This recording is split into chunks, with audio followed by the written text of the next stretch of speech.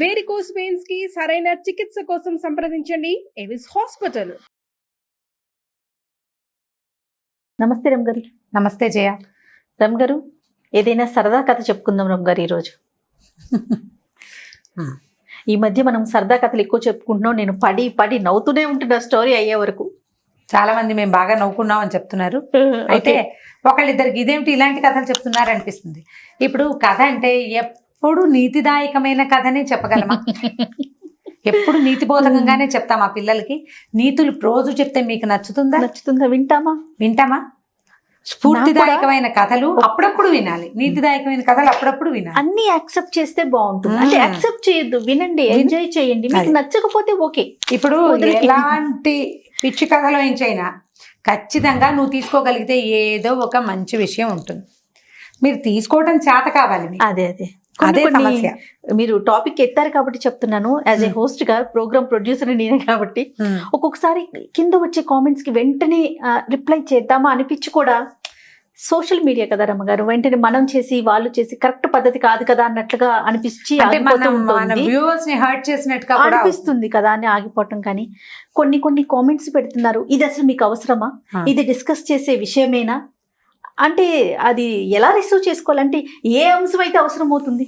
ఏదైనా అవేర్నెస్ కోసం. ఇప్పుడు మీరు ఒక గెస్ట్ ఉన్నారు, మీరు అన్ని సబ్జెక్టుల మీద మీకు పరిజ్ఞానం ఉండబట్టే మీతో మేము చెప్పించుకుంటున్నాం. ఒక్క స్టోరీస్ కోసమేనా రమ్మగారు అన్ని విషయాలు చెప్పగలుగుతారు. అట్లాగే ఇంకో గెస్ట్ ఎవరైనా కాబట్టి వాళ్ళు ఆ పొజిషన్ లో ఉన్నారు.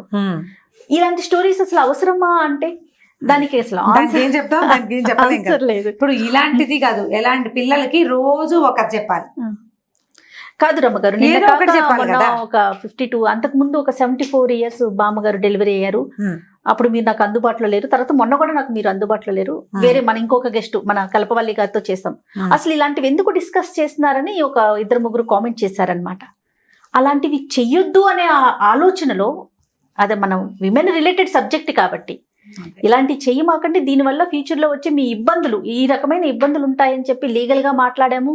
ఒక గైనకాలజిస్ట్ తో మాట్లాడించాం, ఒక మోటివేషనల్ స్పీకర్ తో మాట్లాడించాం. అలాగే కల్పవల్లి గారు కూడా మాట్లాడారు. దానికి ఇంకా మనం కామెంట్ పెట్టేస్తే ఎట్లా అలా చెయ్యొద్దు అనేది అంతే తప్ప మామంటే ఓన్లీ స్టోరీస్ కోసమే లేదు కదా. అదే అన్ని విషయాలు కవర్ చేయాలి కదండి. అంటే హ్యూమన్ రిలేటెడ్ ప్రతి ప్రోగ్రామ్ ని, ప్రతి విషయాన్ని మనం మాట్లాడాల్సిందే. ఇప్పుడు ఇది మాట్లాడకూడదు అంటే వ్యర్థ పదార్థాలు ప్రపంచంలో ఏముండవు, అన్ని మనకు కావాల్సిందే. ఇవాళ మనం అసలు అవసరం లేదు ఈ మ్యాటర్ ఎందుకు అని అనిపిస్తే రేపొద్దున అదే మన మీదకి వస్తుంది. రావచ్చు కదా, పర్వాలేదు దాని మీద. అంటే ఇప్పుడు ఎవరు ఎలా కామెంట్ చేస్తారంటే వాళ్ళ మానసిక స్థితి ఉంటుంది. అంతే వదిలేయటమే, చూసుకుని నవ్వుకోవటం. కథ చదివినప్పుడు లేదా విన్నప్పుడు మన తాలూకు భావావేశం ఎలా ఉంటుందో దాన్ని బట్టి కామెంట్ ఉంటుందని భావిస్తాను నేను. నాకైతే ఏమనిపిస్తుంది అంటే మామ్ ద్వారా ఒక అన్ని రకాల విషయాలకు సంబంధించిన పరిజ్ఞానం అందించాలనేది నా ఉద్దేశం. అది ఒక రమ్మగారి ద్వారానే కావచ్చు, లేకపోతే కల్పవల్లి గారే, లేకపోతే సత్యవాణి గారు, లేదా ఇంకొకరు అందరి ద్వారా మీ దగ్గర ఉన్న నాలెడ్జ్ ని మా ప్రేక్షకులకు అందించాలనేది. రైట్, అనుకోండి. అంతే. సరే, కథ అనుకున్నాం కదా. పూర్వం ఇది మరీ పూర్వం కాదులే, ఒక 700-800 సంవత్సరాల క్రితం పల్లెటూళ్ళలో మనం గాజుల మలారం వేసేవాళ్ళు. గాజుల మలారం ఏంటంటే ఇళ్లలో ఒక చిన్న ఫ్యాక్టరీ లేకుండా అక్కడ గాజులు తయారు చేసుకుని పక్క ఊళ్ళకి వెళ్ళి అమ్ముకోవటం. మలారం అంటే ఏంటంటే ఒక బ్యాగ్ సంచిలాగా ఉంటుంది. మనం ఒక గాజులైన కథ చెప్పాం, అలాంటిది అద్భుతమైన కథ ఇది. అది ఎంత అద్భుతమైన కథ, ఇదంతా సరదాగా ఉంటుంది. ఈ మల్లయ్య అని ఒక గాజుల మలారం ఆయన ఉన్నాడు. ఈయన ఏం చేసేవాడు, ఈ మలారాన్ని తయారు చేసుకుని ఒక పెద్ద బ్యాగ్ నిండా రకరకాల గాజులు ఏర్పరచుకుని పక్క ఊళ్ళలో అమ్మడానికి వెళ్ళేవాడు. అయితే ఏమైందట, ఇతను ఏం చేసేవాడు, కొంచెం మంచివాడు, ఇతను మెతకవాడు. అన్నం తీసుకెళ్ళేవాడు. ఇప్పుడు ఈ ఊరి నుంచి పక్క ఊరికి ఇప్పట్లాగా ఇది వరకు ఏమున్నాయి సాధనాలు, తిరగడానికి ఏం లేవు, రవాణా మార్గాలు లేవు, కాలినడకనే తిరగాలి. ఈయన కాలినడకలో ఈ ఊరు వెళ్ళి, ఈ ఊరు నుంచి ఆ ఊరు వెళ్ళి, ఆ ఊరు నుంచి ఇంకో ఊరు వెళ్ళి రాత్రికి తిరిగి వచ్చేవాడు. 3-4 ఊళ్ళు కవర్ చేసుకుని. ఈ మధ్యలో తినడానికి భార్య అన్నం ఏదో కట్టించేది. ఇతను ఏం చేసేవాడంటే తనకు సరిపడా అంత మాత్రమే కాకుండా ఇంకో ముద్ద ఎక్కువ తీసుకెళ్లేవాడు. దారిలో ఎవరైనా నడక తోడు అవసరం కదా, అడవుల్లో చిట్టడవుల్లో తిరగాలి. ఈ ఊరించి ఆ ఊరు వెళ్ళే వాళ్ళు కనపడతారు. వాళ్ళతో వెళ్తూ మధ్యాహ్నం 2-2 భోజనాలకి ఎక్కడైనా అన్నం తినడానికి ఆగామనుకో, అవతల వాడి దగ్గర అన్నం లేకపోతే, అందుకని ఒక ముద్ద ఎక్కువ పెట్టవే, కావాలంటే నేను ముద్ద తక్కువ తిని అవతల వాడికి ఇంకో ముద్ద ఎక్కువ పెడతాను అనేవాడట. అంత అన్నం పట్టుకెళ్ళి ఏదో ఒక కూర పచ్చడో వేసేది, కాస్త మజ్జిగ చిన్న దాంట్లో కాస్త మజ్జిగో ఏదో పట్టుకెళ్ళేవాడు. వెళ్తూ ఉండేవాడు. కొన్ని రోజులు అలా తిరుగుతూ ఉండేవాడు. ఒక రోజు ఏమైందట, ఓ రామాపురం ఊరు నుంచి వచ్చేటప్పుడు మధ్యాహ్నం ఎవ్వరూ తోడు దొరకలే అతనికి. మంచి ఎండాకాలం అయితే ఏమైంది, బాగా ఎండగా ఉంది. ఇతను ఏం చేశాడు, మామూలు చెట్ల దాకా కాకుండా దూరంగా ఒక మర్రి చెట్టు ఉందట. సాధారణంగా ఈ పాఠశాలలు వాళ్ళు ఇలా ఏకాంతంగా ఎవరు లేనప్పుడు మర్రి చెట్ల జోలికి వెళ్ళరు. ఇతను ఏమనుకున్నాడు, ఈ ఎండ మాడిపోతుంది, చిన్నపన్న చెట్లు చాలవు, మర్రి చెట్టు కింద అయితే హాయిగా ఉంటుంది, చల్లగా ఒక గంట కొనుక్కు తీయచ్చని ఏం చేశాడు, ఆ మర్రి చెట్టు కిందకి పోయాడు. ఒక్కడే, తోడు లేకుండా కూడా అడవుల్లో ఒంటరిగా చెట్ల కింద కూర్చుంటే కష్టమని భయాలు ఉండేవి అప్పట్లో. ఈ మర్రి చెట్టు కింద కూర్చున్నాడు. సరే అన్నం తిన్నాడు. ఎండాకాలం కదా, అన్నం చెల్లల. ఎండాకాలం వేసరికి మంచినీళ్ళు తాగేస్తాం, మజ్జిగ తాగేస్తాం, నీ అన్నం చెల్లదు, అన్నం ఎక్కువ తినలేకపోతాం మధ్యాహ్నం. ఈయన చేశాడు, బాగా ఆ గిన్నెలో అంత అన్నం ఉండిపోయింది. నేను ఏమనుకున్నాడు, సరేలే ఏ కుక్కలో ఏవైనా జంతువులో తింటాయి, కాకులైనా తింటాయి అని చెప్పి ఓ బాదం ఆకుల విస్తరి తెచ్చుకుంటాడు అన్నం తినేటప్పుడు. ఆ విస్తట్లోనే అన్నాన్ని పెట్టి ఆ మర్రి చెట్టు మొదట్లోనే ఓ పక్కకు పెట్టేసి ఇతను వెళ్ళిపోయాడు. దారిలో వచ్చేసాడనమాట. 2 రోజులు గ్యాప్ తీసుకున్నాడు. ఎందుకంటే ఎవరు నడకదారిలో తోడు లేరు, ఎండ మాడిపోతుంది, ఒక్కడనే అవుతున్నాను అని మానుకున్నాడు. అయితే ఏమైందట, ఆ రోజు ఏ రోజైతే ఇతను అన్నాన్ని వదిలిపెట్టాడో ఒక బ్రహ్మరాక్షసి ఒకటి ఆ దారిన వెళ్తోంది. ఏమనుకుందంటే, ఈ ఎండాకాలం చాలా అన్ని చోట్ల చెట్లు ఖాళీ అయిపోతుంటాయి, పక్షులు అవి కూడా ఉండవు, ఆహారానికి మనుషులు దొరకరు, జంతువులు దొరకవు, ఎండాకాలం అందరికీ సమస్యే.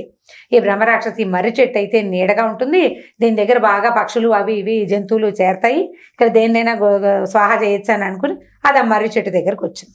ఈ మర్రి చెట్టు మొదట్లో అంత బాదమాకులు ఆకుపచ్చగా విస్తరి, అందులో తెల్లగా ఇంత అన్నము అంత ఆవకాయ కనపడేసరికల్లా ఇది ఏమిటో ఇది చూద్దామని చూసింది. చూస్తే అదేదో ఖాద్య పదార్థంలాగా తెలుసు, అంటే తినే పదార్థం అని అర్థమైంది.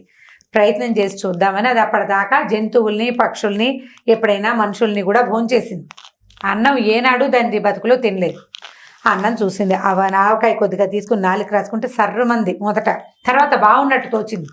ఇదేదో బాగుందని ఈ అన్నము ఆవకాయ చక్కగా కలుపుకుంది. అంతకుముందు ఆవకాయ అన్నం కలుపుకున్న ఆనవాళ్ళు కనపడుతున్నాయి, ఆకులు ఎంగిలాకే కదా అది.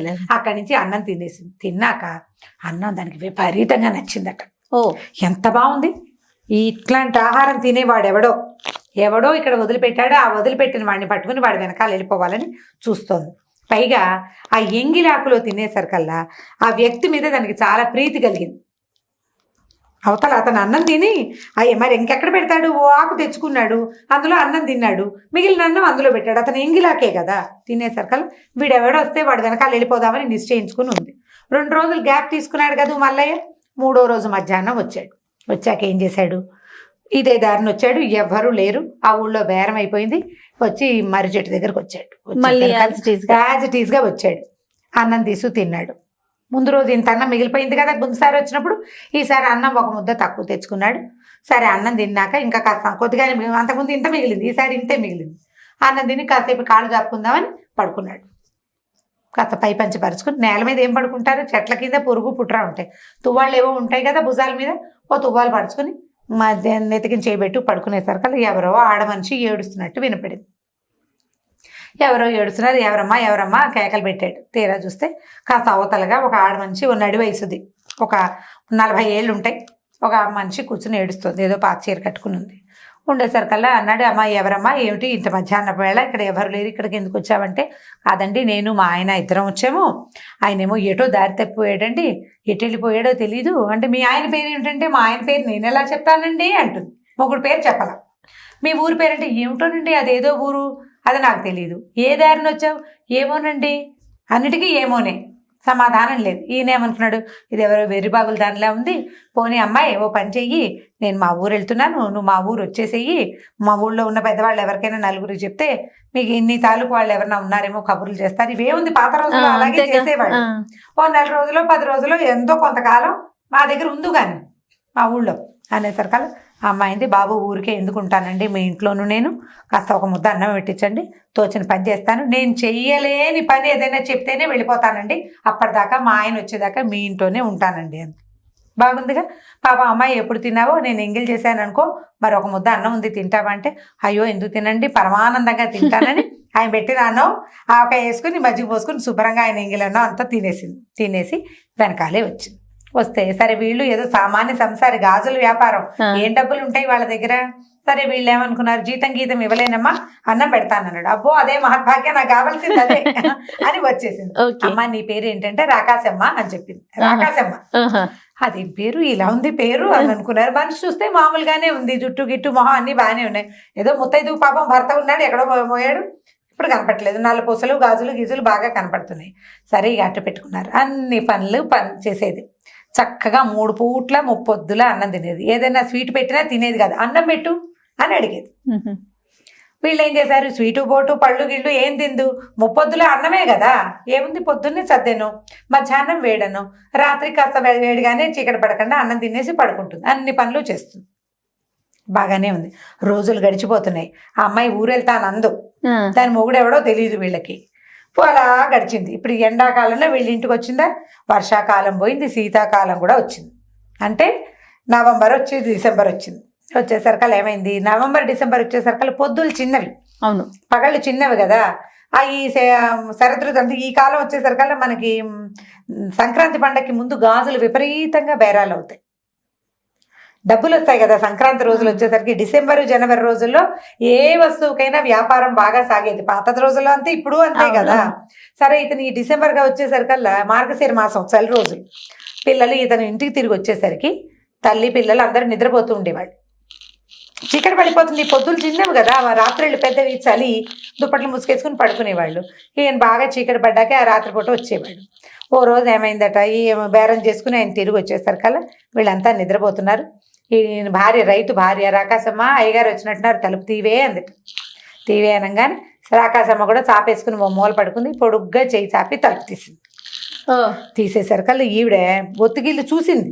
రైతు భార్య, ఈ అమ్మాయి ఇక్కడి నుంచి లేచెళ్ళలేదు, చెయ్యి మాత్రం సాగి తలుపు దాకా వెళ్ళిపోయింది అనే సంగతి అర్థమైపోయింది. ఈవిడ బిగుసిపోయింది, అమ్మో ఏమిటిది అని. ఈయన లోపలికి వచ్చాడు. లోపలికి వచ్చేసరికల్లా రాకాశమ్మ పడుకుంది. ఈయన లోపలికి వచ్చాడు. ఏమే అన్నం పెడతావుటే అని లేపాడు భార్యని. మరి భార్య కదా అన్నం పెట్టాలి.